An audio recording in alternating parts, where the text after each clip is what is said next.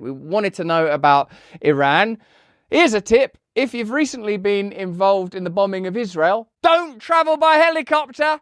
Maybe get a train, maybe consider a bicycle. It's wise to be cautious. Retaliation was offered. If you're American, you'll be aware how consistently the CIA have been involved in, well, I'm going to have to say, meddling with Iranian democracy, sovereignty. The democracy was part of the meddling, actually. Remember, they had an elected leader. And then the British, with some of their relationships over resources, quite a lot of extraordinary stuff going on over there. Let's talk briefly about the death of Ebrahim Raisi, who's been killed in a helicopter crash. The timing couldn't have been worse if last week it said, I'm a bit worried about Boeing. They don't seem like their aeroplanes are reliable. There are fresh fears tonight of instability in the Middle East, with Iran's president confirmed dead following a helicopter crash. Also on board was the foreign minister, with the aircraft believed to have come down after travelling through a mountainous region in heavy fog and poor weather conditions. Iranian President Ebrahim Raisi and his foreign minister pictured on board a helicopter. It looked a bit old from its interiors, didn't it? Does look a little aged. The only reason I suppose that there is any suspicion at all is that I suppose whenever anyone dies and you think, is that convenient for anyone? Now, some people think that internally within Iranian politics, there are forces that might benefit from the death of the president. But also people are noting that there have been clear claims from Israel that there would be retaliation for Iranian attacks. When that Slovakian prime minister got shot up, not long after he'd endorsed Putin or refused to arm Ukraine during the pandemic period, he said, I'm getting fed up with buying all these vaccines. I don't think they work properly, which, turns out there was some legitimacy to his inquiries. We acquire more information by the day. Whenever anyone's downfall or any recipient of attacks is an enemy of powerful forces, you have to consider, wow, these powerful people have had another lucky break. The Iranian president's died. Oh, these powerful people have had another lucky break. Elon Musk's getting tied up in all sorts of... Oh, these powerful establishment forces have had another lucky break. It seems that several misdemeanors of Trump's are being tied together into a felony package. In none of these instances, although I myself have been subject to attacks from extremely powerful forces, and it's astonishing to learn how that stuff works, you have to question, just in the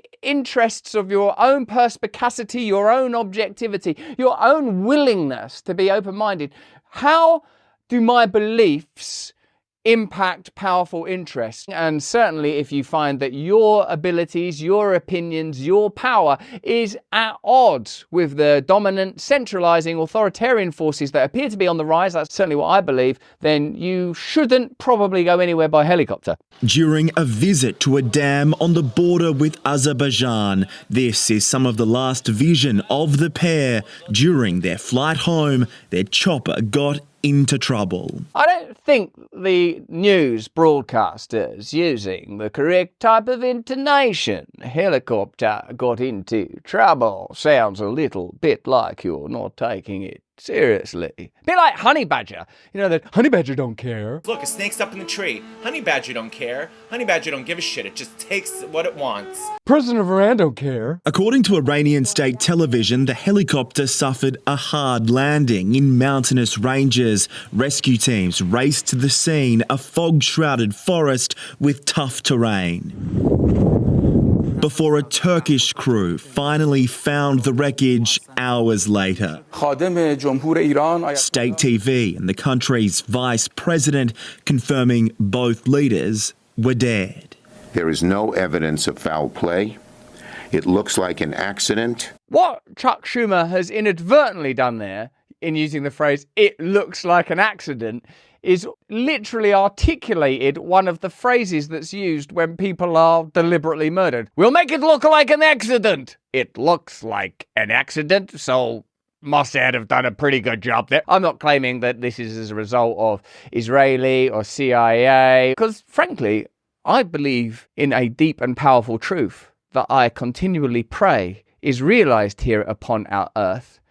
Chuck Schumer, though, feels like it looks like an accident. There was very bad foggy weather in northwest Iran where the copter crashed. Iran's supreme leader is urging calm, assuring the country there will be no disruption to state affairs. People should not worry. The president will return to the people and things will be done in the best way. Will he though? Will he return to the people? Or is that at this point quite unlikely? I suppose he means that there will be another president, because that one, I don't think he's coming back. Hopeful words from Ayatollah Khamenei, now overridden by a grim reality. Ebrahim Raisi was widely viewed as a potential successor to Iran's supreme leader. As president, he oversaw a hardline crackdown on dissent in the country and supported Iranian drone attacks on Israel. We all expected a ferocious struggle for power to begin after Khamenei dies.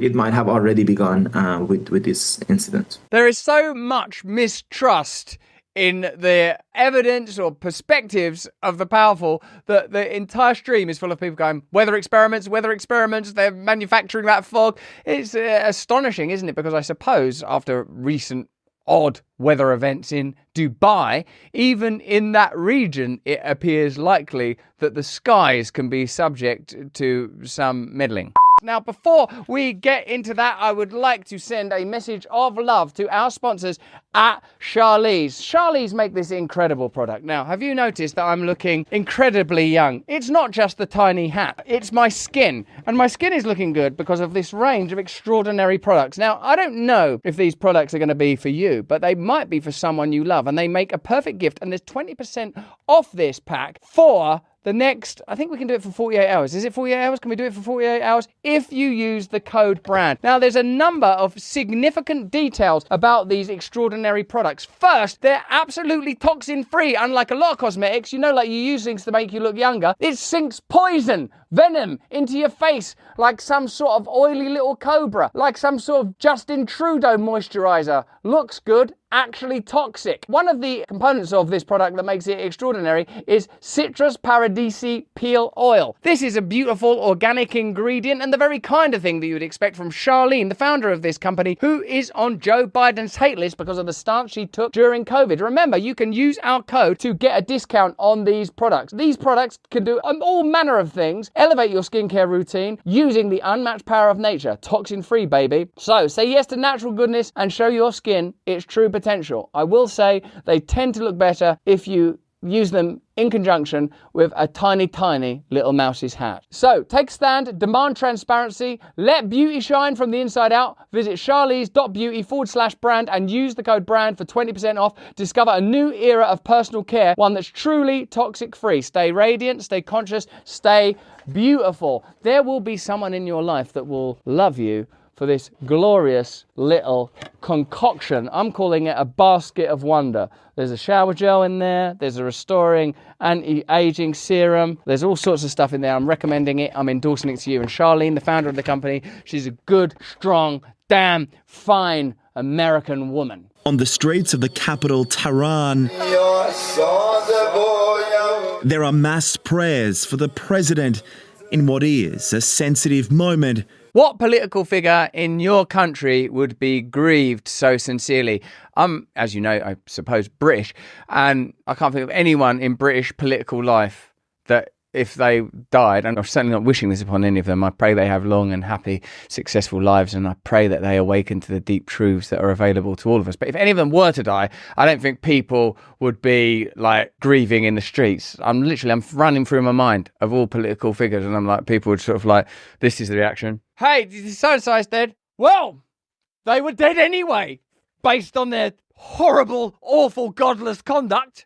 For a volatile nation, John Paul Gonzo for 10 News First. Even his name's slightly sarcastic. Can I have a look at that Wikipedia page of the CIA in Iran? And if you just sort of run through this, in the early 1900s, Iran's imperial leader awarded British business exclusive property rights to what would eventually become one of the world's greatest oil reserves. British investment established the Anglo-Persian Oil Company, today known as British Petroleum. And in 1913, the British government purchased a majority of the stake in the partnership. By 1920, approximately 1.5 million tons of oil extracted by the Anglo-Persian oil firm yielded tremendous profits for the British, but Iran only earned 16% in royalty fees.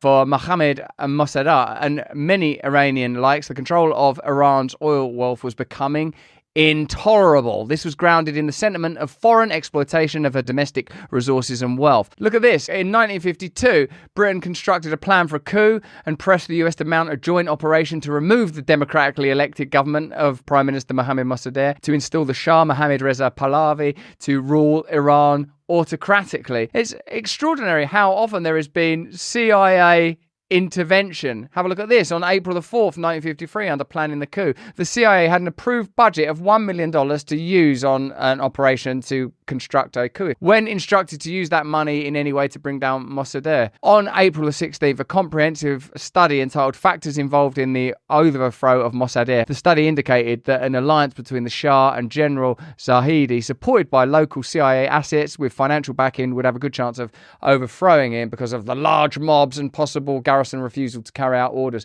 So, in a way, there's been ongoing intervention in that region for so long that whatever you hear initially, it's certainly worth scrutinizing for a moment before blithely believing CNN, MSNBC, BBC, organisations that have been significantly infiltrated by deep state interests that are either state funded or privately funded and have strong ties to the weapons industry or big pharma. In a way, what I feel like is we have to learn to have a perspective that's not only spatially broader, but almost temporally broader, able to see the deep rhythms of power. Like what was happening in that region in 1914? What was happening in that region in 1940? What happened in the 1950s? How have imperial colonial powers interacted with that region in the last century? And you'll probably get a sort of a better perspective. Let me know what you think about that. You've heard what I think about Iran. You've heard what I think about the West's intervention into that region and its usual motives for intervention. Let me know what you think in the comments and the chat. Hey, thanks for watching. If you want to see more uncensored content where free speech can flourish, join our live stream. Click the link right here to watch the next video if you want to, or become a member of a growing movement. Download the Rumble app and you'll be informed every time we make a new piece of content. Stay free.